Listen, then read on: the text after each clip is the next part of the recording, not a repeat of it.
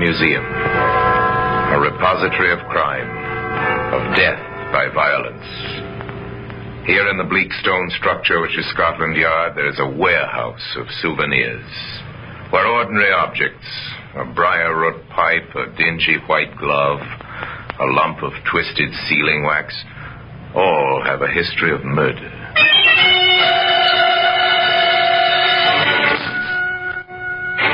This length of sash cord is quite commonplace. You might see something like this in any window frame. Harmless-looking bit of rope. It seems so. Frayed at one end, cut all cleanly at the other. Just the right length to hook around the man's neck and twist. Today, that bit of sash cord can be seen in the Black Museum.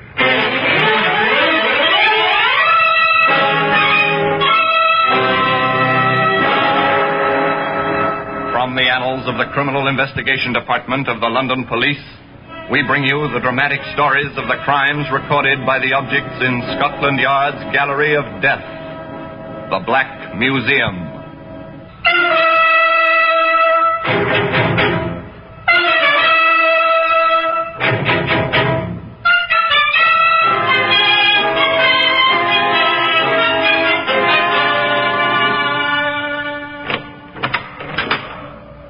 Here we are in the Black Museum, Scotland Yard's Museum of Murder. Outside these walls of blackened brick and slate is London, where since daybreak the river has borne an endless burden of traffic. On fog-shrouded bridges and in narrow streets, tens of thousands of pedestrians have jostled one another, all very much alive. But here, within this room, connoisseurs of crime may see recorded for posterity in cabinets, in wooden trays, in jars, carefully labeled and preserved, the evidence of vindictive death. This sash cord, short piece of rope, grimy, frayed at one end, not remarkable in itself, yet it came from the stage of a famous theater in the city of Brighton, where Octavia Kenmore, actress-manager, was concluding her annual engagement. The alley of that theater was like any other, a corridor of darkness between the street and the stage door.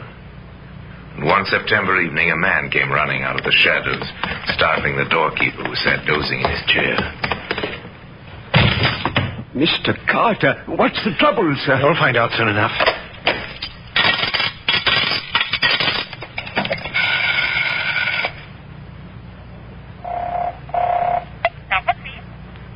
Operator? St. John Carter here, Mercury Theatre. Send an ambulance quickly. There's been an accident. One of our stagehands, he's lying unconscious in the alley. Hurry, please. Yes.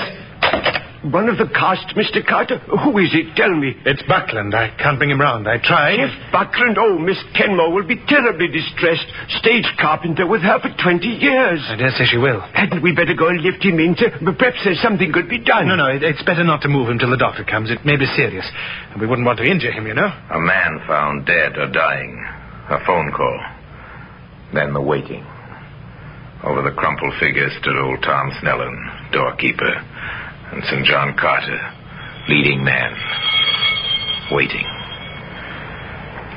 Waiting until an ambulance drew up and an intern came to kneel beside Jeff Buckland. Which one of you called us? I did. You said the man was unconscious. Well, he looked to me. I'm no physician. This man's dead. Shot through the heart. You'd have done much better to have called the police. The police arrived, and actors coming in for the evening performance were questioned. The star of the play in the theater early, as was her custom, was left undisturbed. The constable at the door admitted a young plainclothesman. Inspector Mitchell? Yes, Jordan? One of the men found this, sir. Hidden under some rubbish in the alley. .32 caliber. Thank you. Oh, Mr. Ellis. Attention now focused on David Ellis, stage manager in Miss Kenmore's troupe. Ever seen this pistol, Mr. Ellis? Why, yes, it's the one we used in the play. I keep it in my desk.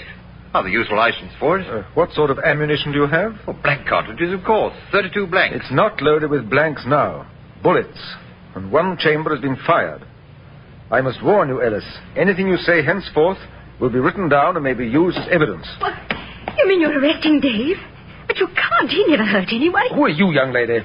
Miss Kenmore's secretary. My wife, Inspector. Please, Lucy. Inspector, you don't understand. Jeff was our friend. He's been, well, like a father to both of us. And while you stand here wasting time, the real murderer's getting farther away. That will do, Lucy.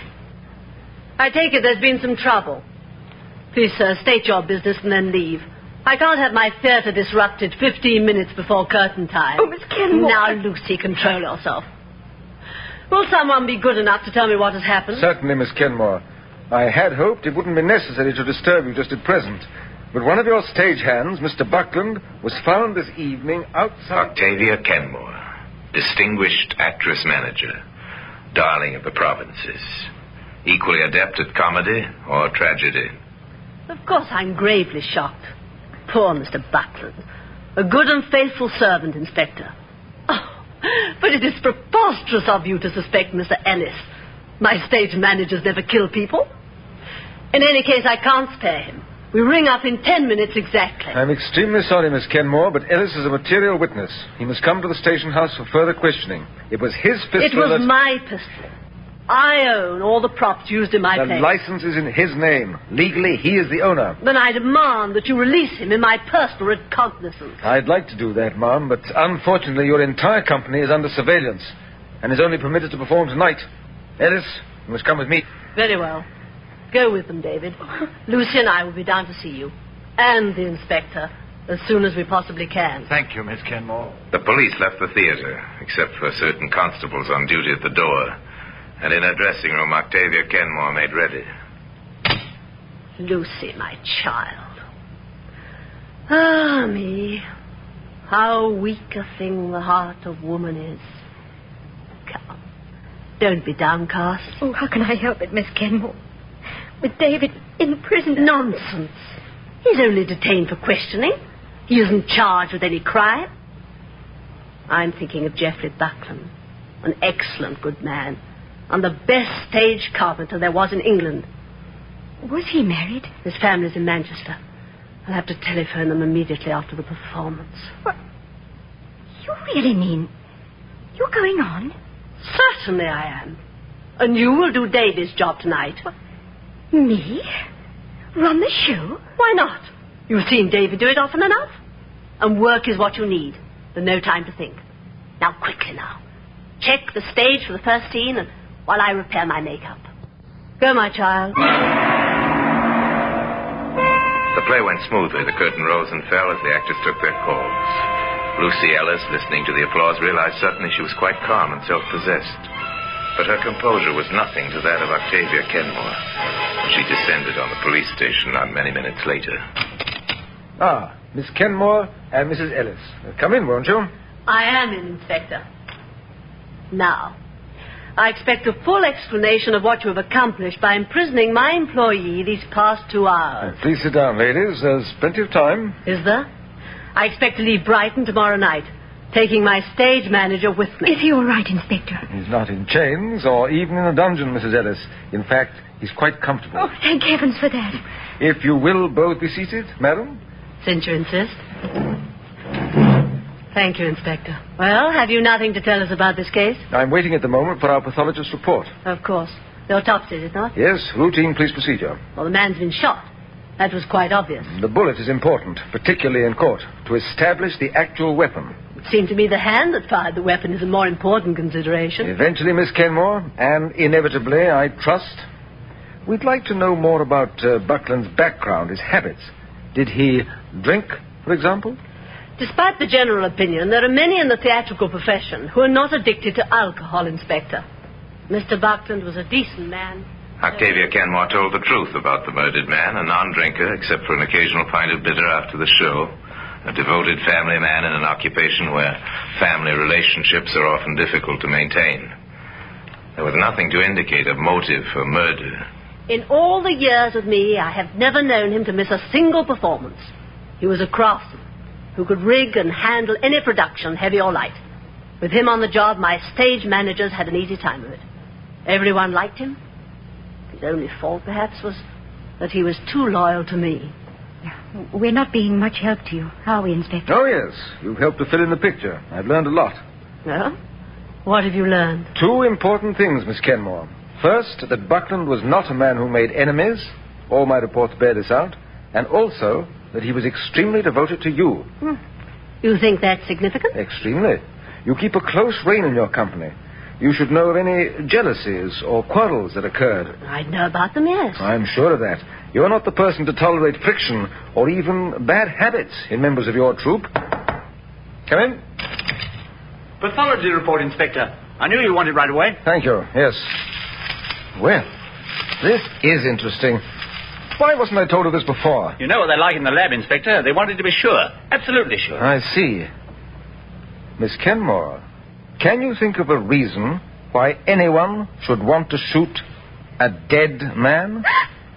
Well, hardly. A useless procedure. It seems so. As it happened, apparently Buckland was dead of strangulation before he was shot. Today, the instrument of that murder, a piece of sash cord, can be found in the Black Museum. Now back to Theater of the Mind on 104.5 Chum FM. There's a good question. Inspector Mitchell repeated it. Can you think of a reason why anyone should want to shoot a dead man? An interesting problem, is it not? The medical report is very definite. Buckland was strangled with a thin piece of rope. Because he wore a scarf about his neck, the marks weren't noticed till they brought him to the lab. He was dead before the bullet ever was fired. Inspector Mitchell then went back to the scene of the crime, the alley beside the theater where the body of Geoffrey Buckland had been found. And with him, at her own insistence, went Octavia Kenmore. What are they looking for, Miss Kenmore? The thin piece of rope, of course. They'll never find it. If the murderer had an ounce of brains, he'll have taken it with him. Oh, it's strange. I don't suppose this alley ever had so much light turned onto it before. It was strange. Men searching every cranny, their flashlights pointing and probing, picking out grillwork balconies, iron ladders and fire escapes thick with rust. The men themselves silhouetted against the light. Oh, Miss Kenmore? Yes? We found this, caught up in that balustrade. I think it's the weapon. Our lab can tell us definitely, of course. I see. A piece of lash line. What's that? Lash line, did you say? Yes, it's the sort of rope we use backstage to lash the scenery together. Much the same as ordinary clothesline? Or sash cord, yes. Would you be able to identify it as belonging to your stage equipment? Oh, that's hard to say. Miss Kenmore, Inspector. Yes, Lucy? One of the stagehands reported to me tonight. They'd had trouble with one of the sets. The line was too short to make it fast. Could you locate that piece of scenery, Mrs. Ellis? I think so. I told him to leave it on top of the stack so that we could replace it in the morning. Well, let's go on stage then, shall we? Do you know, Miss Kenmore, as a youth, I was strongly attracted to the theater. Were you indeed, Inspector Mitchell?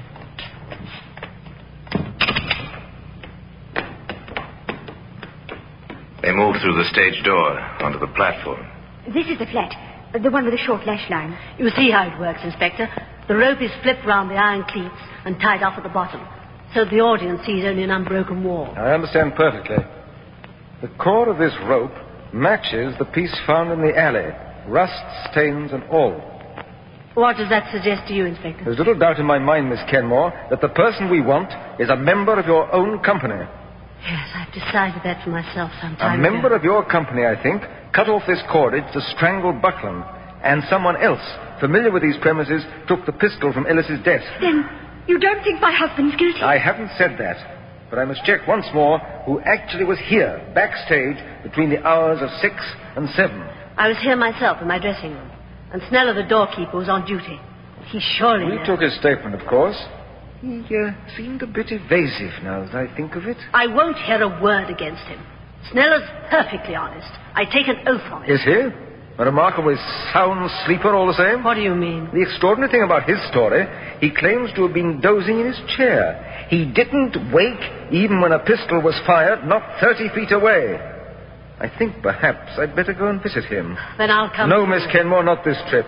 Investigations of this kind are sometimes dangerous. The old man lived close by the theater. 4 flights of well-worn steps led to an attic door. What do you want? What is it? You're Mr. Snellen? I am. We're the police. My name is Mitchell, C.I.D. Should I show you my credentials? No, I recognize you, sir. Come inside. John Snellen had no need to be afraid, but it was his nature to be timid. Merely an old man who wanted to avoid trouble. Sometimes when arguments occurred, it was his habit to pretend to be asleep in his cubbyhole behind the stage door. You expect me to believe that when a pistol was fired close by you, you didn't even hear it? I can't rightly say this. There's heavy traffic in the street that time of night, you know. If I did hear a noise, I must have took it for a passing car. Yes, I'll admit that's a likely explanation. Perhaps I ought to. Yes, what is it? If there's something you haven't told us, I advise you to come out with it. What had he seen and heard? A trifle. But possibly a trifle of importance. Almost enough to send a man to the gallows. I know I should have spoke of it before, sir, but, well, it was a little before 7 o'clock, and Mr. Buckland was inside near his toolbox talking to this flashy-dressed young fella, and Mr. St. John Carter, he was there too, just standing by, so to speak. Could you hear what they were saying? No bookmaking in this house. That was what Buckland said. Miss Kenmore won't stand for it. She's strict about such things. Yes, sir. Everyone knows that. Miss Kenmore won't have gambling in her company. An actor would get himself discharged if she caught him betting the horses or some such thing. What else did Buckland say? Well, he warned the fellow he'd go straight to Miss Kenmore. He said how this man had been following the company all along the tour, and Carter and some of the others had been betting with him. But that was all. The 3 of them went out together, still talking. And that was the last you saw of him alive? Yes, sir, it was. And Mr. Carter, sir, it struck me at the time. He came back a little later. Went up to his dressing room, I guess, and then went right out again. But he seemed so cheerful and high-spirited. I thought the gentlemen must have settled their differences all right. Carter didn't come back again till he found Buckland's body and called the ambulance. That's right, sir. It begins to make sense, Inspector. Begins to, yes. But why the stage manager's gun? And why shoot a dead man? Why? Why indeed? Why steal a gun to shoot a dead man? Hoping to find the answer to this question, the inspector went to Brighton jail to call on David Ellis. Look here, Inspector, why are you holding me without a shred of evidence? Won't I be permitted to travel with the company when they leave tonight? It all depends. On what? Your replies to a few questions. Ask them by all means. How much gambling goes on in the company? Not a great deal. Some of the actors bet a few shillings now and then. Actually, their salaries are so small they can't afford to be reckless. Does Miss Kenmore know about it? Not a chance. If she did, we'd have replacements in a matter of minutes. It would follow, then, that an actor who wanted to keep his job would be careful that such information never reached Miss Kenmore. Well, I'd certainly say so. Is there anyone in the company who needed that job badly? What do you mean, badly enough to commit murder? Yes. I doubt it. Of course, you never know. In troops like this one, most of the supporting cast are either on the way up or down. A dismissal might mean the end of a career. Ellis, has anyone a reason for wanting you out of the way? No. Why? Whatever for? That gun was stolen from your desk, loaded with live ammunition, and after the murder it was left where we'd be sure to find it and hold you responsible. Oh, I can't believe that anyone would do a thing like that. Unless... Unless? No, Inspector, there really isn't anyone. Indeed? Well, there is, though. No matter how clumsily he may have gone about it, I can't help feeling that our murderer has tried to pin his crime on you. For the moment, I'm going to let him think he's succeeded. How did he do that? By keeping you locked safely up here in jail. A short time later, Inspector Mitchell was admitted to Miss Kenmore's suite at the Shorefront Hotel. Any progress to report, Inspector? Not much, I'm afraid. Have you been to see David? I have. I left him in the best of health. Well, why are you holding him? David didn't kill anyone. You know that as well as I do. I'm afraid I don't know it. I've met many murderers in my time, Mrs. Ellis. Most of them look quite as innocent as your husband. Besides, I have a hunch he could be somewhat more cooperative. In what way?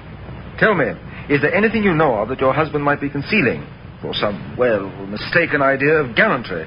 Something perhaps concerning you?